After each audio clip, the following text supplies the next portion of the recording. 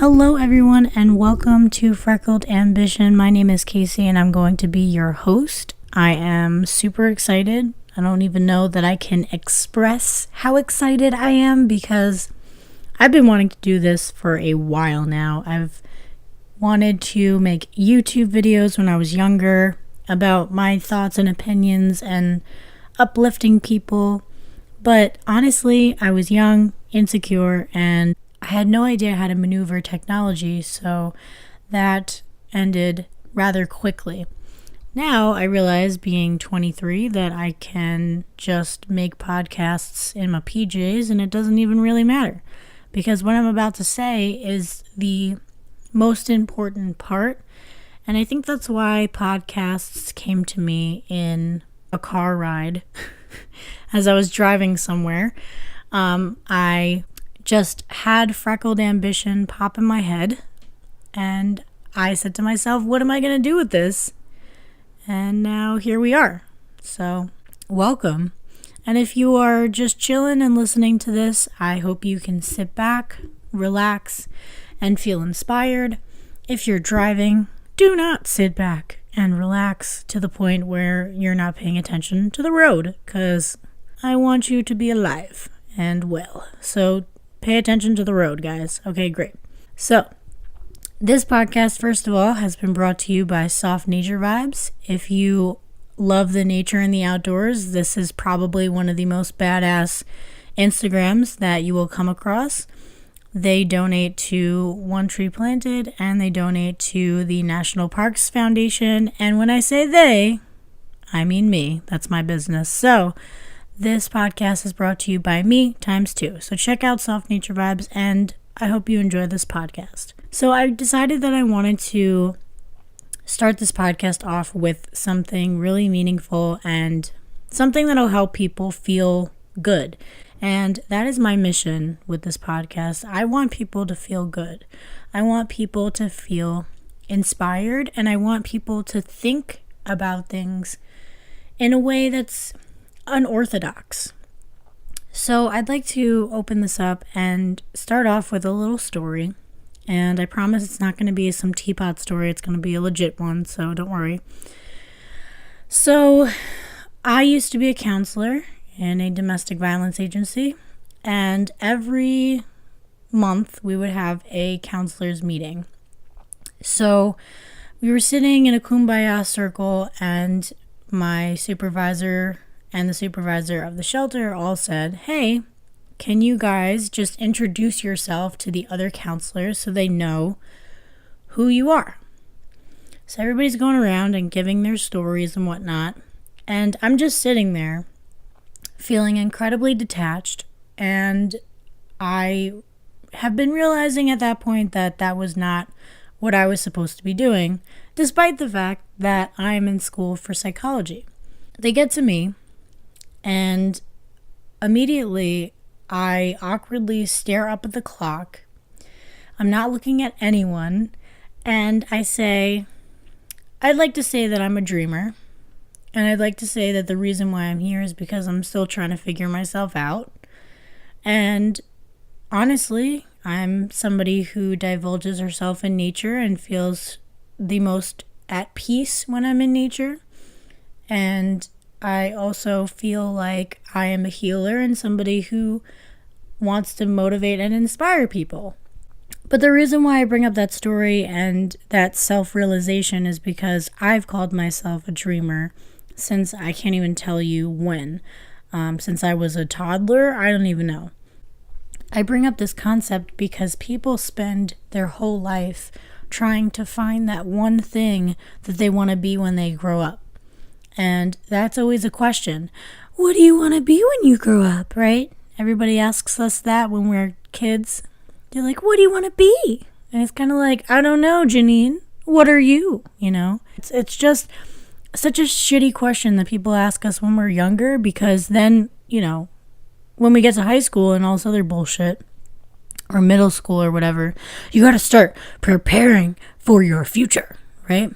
And yes, that's really good. Prepare for your future. However, stop making people feel pressured to be a lawyer, a doctor, a nurse, or anything of the above that probably has to do with law and medicine. Or a teacher. That's another one. I've been so sick to my stomach with the way that people are and how society is shaped because, honestly, what do you want to be when you grow up? I'd really like to be somebody that does a podcast. Are you kidding me? What is that going to do for you, right? Or I'd really like to be on Broadway someday. Yeah, okay, kid, keep dreaming, right? And it's just sad. I mean, there are some families that are like, oh my goodness, that is amazing. But most people aren't like that, and it's pretty sad because you want people to be happy. But people project their opinions off of their own fears, right? Their fears that you're not going to make it. But nobody ever says, well, what if they make it, right? What if they make it? What would you say then, right? You would probably feel like shit. And most people feel like shit when people pursue their dreams and that they make it. Usually people are like, oh my God, that's my baby after they make it. But it's like, at that point, the person who did make it, they're like, fuck that guy. Or they feel awkward because that person was just telling them a few years ago that they weren't going to make it, right? And that's the reason why I need to speak up about this. Because, I mean, I have my own business, right? I told you guys this. That was one of my first, like, hey, here's a little token about myself. But if I were to say, as a child, which I never thought I would ever try to create my own business, that I would want to make a nature business that gave back to the planet, the only reason why people might back me up is because it gave back to the planet. Not because I wanted to run my own business, because they'd be like, what are you going to do with that? Well, what are you going to do with this business? And what are you going to sell? And do you really think people are going to buy these things off of you? Why don't you just invest in being a doctor? Like, it's hard because one of my favorite people in the whole entire world keeps asking my mom what I'm going to be when I grow up. She's like, she's my nana, and she's a brogue, and she's from Ireland and all this other stuff. And she asks my mom what I'm going to be when I grow up all the time. And it's sad because, my cousin Emily is a nurse. Good job, Em. You rock. I have other family members that are nurses. You guys did a good job. And I know nursing school is hard, but I'm not going to be a nurse. And those people who found their passions through things that people suggest, great. But I'm not that person. And also, if you're listening, I'm proud of you. I'm just trying to make a point. But yeah, so she keeps asking me what I'm going to be, or asking my mom what I'm going to be. And I feel like it's out of fear. Like, what is this girl doing with her life? And like I said, I'm in school for psychology. So she thinks that I'm going to be a psychologist. And I originally wanted to be, but when I was a counselor at my last job, I was not happy. I did not like sitting there and having somebody cry and not listen to me. And, I couldn't put those things, aside. And that's a huge component of being a therapist or a counselor. I mean, maybe therapy is different, like you can conduct it in a different manner, but I hated counseling. I thought it was so shitty because I sat there and people would, talk about their situations and the really heavy things that they went through, and it just felt like I wasn't breaking through to them, no matter what I said. And honestly, I know from years of helping people with their situations outside of counseling, like my friends and whatnot, that I have a lot of powerful things to say. So being faced with being a counselor and nobody wants to listen to you is hard because, I used to listen to myself say things and I was like, wow, that was pretty good. Where did that come from? But I bring up this whole dreamer thing and all this other stuff because I know so many people around me that has their own pressures that have been given to them for years. I see people just starving for this successful job that makes everybody around them happy and themselves happy. But at the end of the day, you're not happy with that. You know, I mean, yeah, it's great to achieve these things, but after a couple of months or a couple of years, are you really going to be that happy? Because I thought I would be so happy being a counselor. You know, I felt like I achieved something so great because I'm in school for psychology, so I'm a counselor, I'm ahead of the game, I'm amazing, right? But that's not how I felt after 3 months of being there, 4 months of being there. I wasn't happy. And this is something that I really wish the people would pay attention to, because you spend so much of your time chasing these things that are not even really your dreams. So when my grandmother asks my mother what I'm going to be when I grow up, I smile and I tell her that I'm going to be successful. And that's all that matters. And I want to say this out loud to people who have the ability to hear this, because I wish society would focus on dreams and focus on things that made people happy, you know? Because if you have a desire for something, it's an innate thing. You are born with this desire. So people who are born loving the arts and loving Hairspray so much that they play it literally all the time, you know, that they've connected with music in such a deep way, or musicians or whomever, right? That's deep within them, you know? But then people feel so pressured to be this lawyer, right? They're forced to go to law school, or maybe they feel like that's the right thing to do. And then they become a lawyer and they hate it. And they wish that they went into musical theater to fulfill that passion.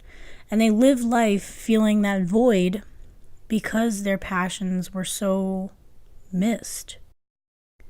That is something that I would love to prevent for people, because I would hate to consistently keep seeing people follow something that they believe is their path, and they spend years just wasting their time, you know, wasting their time on a profession that they don't even like, I know they're trying to pay bills and stuff, but there's another way. And there's always another way. Even if you get yourself into the darkest hole, there's always a way out. And it just breaks my heart to see people spend so much time in the darkness, or they spend so much time not even really being able to live their best life because they're stuck in an office all day long. I originally, and I think I still would like to, have wanted to be a professor because I was inspired by Sir Stephen Flusberg. He is a professor at Purchase College, and he is the biggest badass that I've ever gotten the chance to meet. He is amazing. I was inspired by him because he was very free, and he is very free, still alive. I don't know why I'm like, he was very free. He's very free. And he would play music before class, and it would be this like sweet indie songs that he would play. And then he would just conduct class in such a badass way that I was like, this is me. I want to be this guy, right? Sometimes we get inspired by people, and I was absolutely inspired by him. He's amazing. So, I mean, if you need to take a couple of psychology classes and you're willing to travel to Purchase College, take it with only Stephen Flusberg. Thank you. I wanted to be a professor. I want to be a professor. Who even fucking knows at this point? As well, right? Out of the many things that I'm doing at the moment. And I started to work at a college, which I thought would help me in the long run in understanding what it would be like to be a professor and have a whole bunch of students come up to me and tell me about their issues that they're having with the school. I got a job as a coordinator, right? And I'm not going to go into that. This is the job before the counselor job that I'm describing to you, by the way. So I just kind of want to give you an idea as to how many times life has given me a slap in the face and told me to look another way.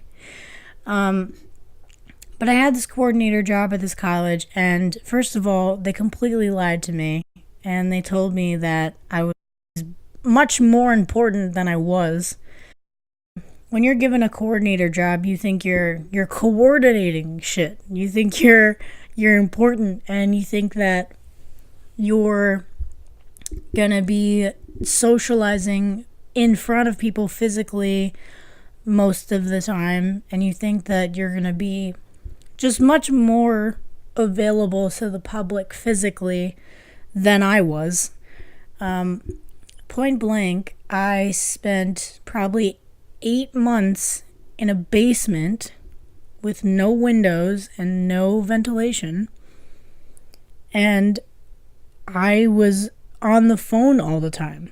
So, just spoiler alert, I was customer service, y'all. I was customer service. That was me.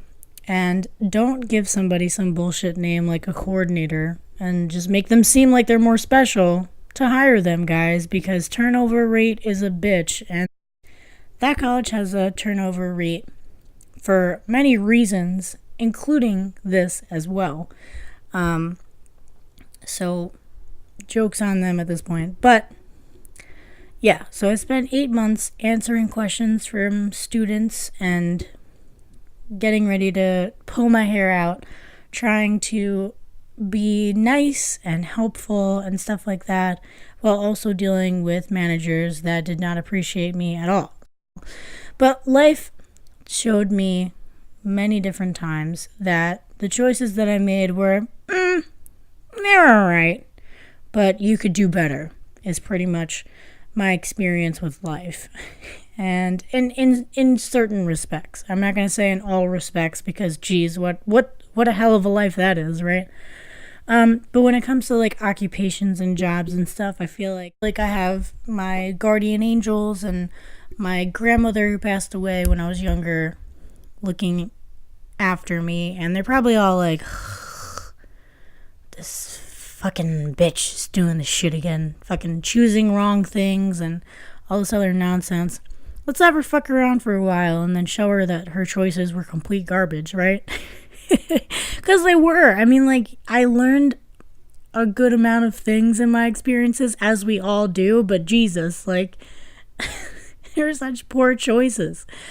Anyway, so I'm just trying to change how people view working and their professions and their careers and stuff, because there are so many people that I know that have these really amazing talents and they do nothing with them, and it literally grinds my gears because it's like, you were born with this shit. You didn't have to learn this, you know? You didn't have to go to school to pay $1 million to be a really good singer. You know, like, I met somebody who has such an amazing voice, and she's wasting her freaking time living in Garajo land and just not taking care of her talents. So she's just wasting her time doing some bullshit work. So, you know, I met a girl who has an amazing voice, and I still don't hear it on the radio. I know many people that are really great at being public speakers, and they don't do public speaking. I know artists that don't fully pursue their art completely because of the pressures of society, you know? And I just really hope that this podcast inspires people not to feel that pressure anymore, you know? Like, desire, just so you guys know, means of the Father, and that means that your desires are completely innate. And it's obviously your choice with what you do with those very innate desires, but you're born with your desires, you know? You are born feeling the things that you feel, that magic, that natural magic. You can't find that natural magic anywhere else. You know, you can try. People try very hard to get that magic that they used to feel when they were a child, but it's like, what made you feel this way when you were a child? Backtrack. But people look in other places for it. It's just bananas to me. It makes me laugh, you know? When I was a child, what made me happy were cartoons art, theater. What else made me happy? Going outside, being in nature. Am I seeing a theme here? Yes, I am, because those are the things that I was naturally made to enjoy. And now I have a nature business that gives back to the planet. But another thing that makes me happy is singing, and I sing all the time. And I do art as much as I physically can. So what are you guys looking for is really the question. You know, people are trying to fill all these voids, and it's like you have the answers to these voids, you know? Like, you know the things that make you happy, you know? I get people have responsibilities, like maybe kids, and it's like, all right, great, yeah. So I'm going to work, and then I'm going to have kids, and then I'm going to go play a sport. Well, you know what? If you really wanted it, and you really wanted to, you know, pursue that passion, you could do it on the weekends, right? Maybe work a couple of extra hours to afford, you know, extra money to hire a babysitter for 2.5, 3 hours to go play a sport just to make yourself feel good again, right? Or maybe if you don't really want to do all that, maybe find a job that connects you closer to that thing that made you happy. It's really not something that's so impossible. You know, people look at me in the face and they're like, yeah, okay. And all that says to me is that you don't want it. You don't want it. People who want something are going to be like, you know what? Fuck all of this shit. Fuck all of the things that I thought were correct and right. And I'm going to go try and get that thing that I want. So, I mean, I learned that myself. I sat there and I was like, nope. Can't do it like that. Can't do this, can't do that. And the reason why I said these things to myself is because people said those things to me. And I believed them. And one thing that I want to say to you guys is the things that you believe are mostly things that people have fed to you your entire life. And do you know what most of your beliefs are? Fears. Fears of you getting hurt. Fears of you not making it. Fears of you, you know, getting to a certain place in your life and failing, you know. They're all based on fears. You know, if somebody turned to their parent and said that they want to do, you know, to be a professional player, and the parent says, well, you know, we can try, but maybe you should also look into something else as well, just in case it doesn't work out. You don't do that shit with people. You know, I understand you're trying to protect them, but if somebody feels really passionate about it, just let them fucking do it. Support them. And you know what? If they do fail, that means that something better is made for them, but don't say that at the first conversation of it. You know, let them try. Let them put their entire heart and soul into what they want to do. It just doesn't make sense. It's literally ludicrous to me that people act this way. You know, I know that you're trying to protect your kids or your siblings or your parents or whatever, but if you're trying to protect people that you love so much, the biggest protection that you could do for them is let them do what makes them happy. You know, that shows somebody that you love them so much, you know? Don't weigh your opinion on a person so much that it makes them second guess their passions. That's such a shitty thing to do. That's not protecting someone. That's making a person feel like everything that they felt for their whole life is shit. And they don't want to feel that way. It sucks when someone says something ridiculous to you. And to give you an example of that, I was like 7 years old. And I had my headphones in, listening to Hilary Duff, Come Clean. Yes, girl, Hilary Duff. And I was singing the song with my headphones in. And for those of you who sing, it's hard to sing with headphones in, right? I mean, most artists sing with one earpiece in, sometimes both, but it's like they fix it.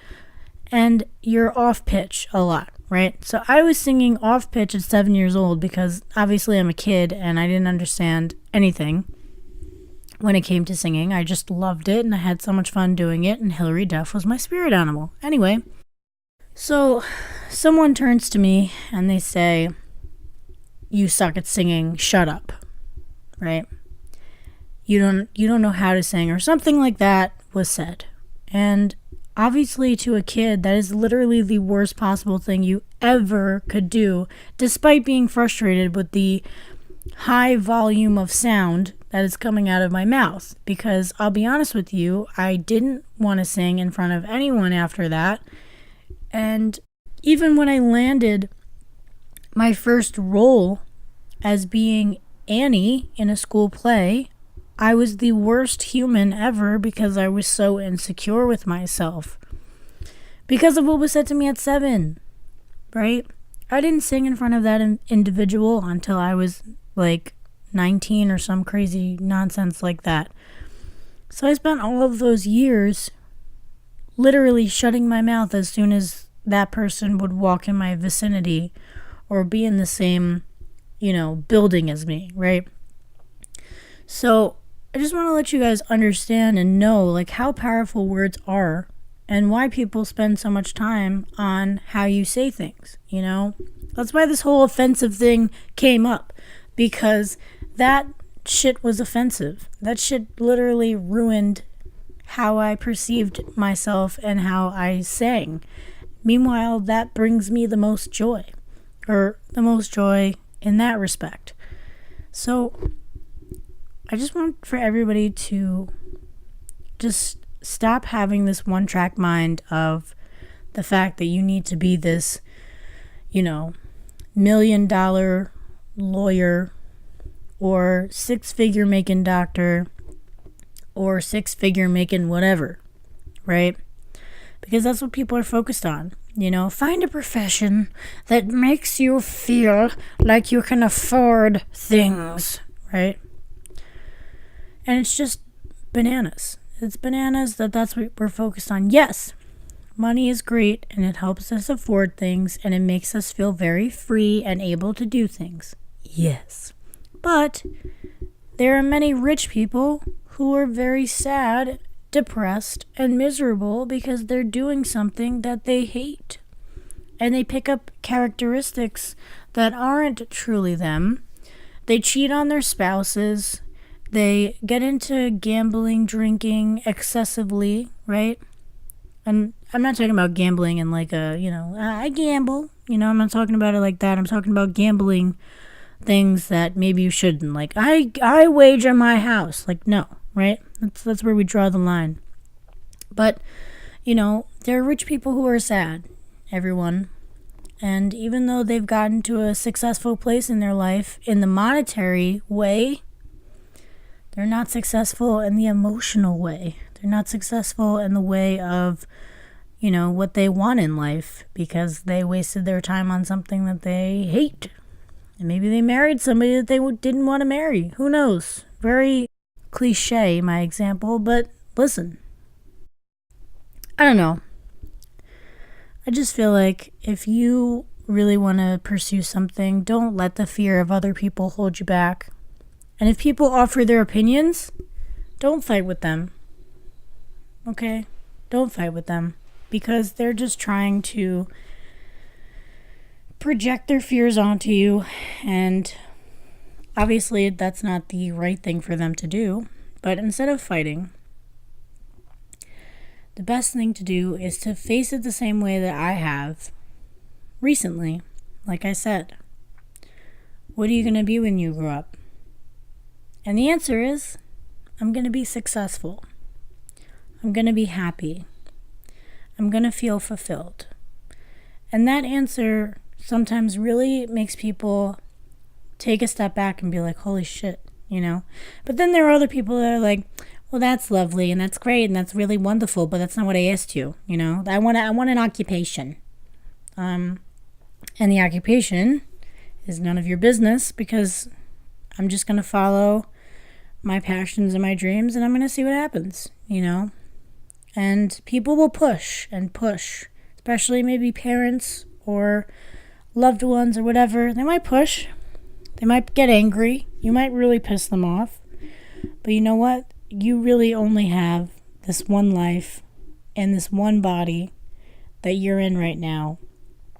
And it is worth more to you to pursue those things that make you happy than spend your entire life in this one body, being this one person, and doing things that make you feel like shit just to avoid comments and other things like that. So I hope this podcast was helpful for you. I know that I went on this whole rant, but I feel like that's what this podcast is going to be. So I hope you guys stick around. I have a lot more to talk about. And thank you so much for listening. Have a beautiful, fulfilling day. And don't let anybody stop you from pursuing those things that truly make you happy. This has been Casey. This is Freckled Ambition. And I'll talk to you guys next week.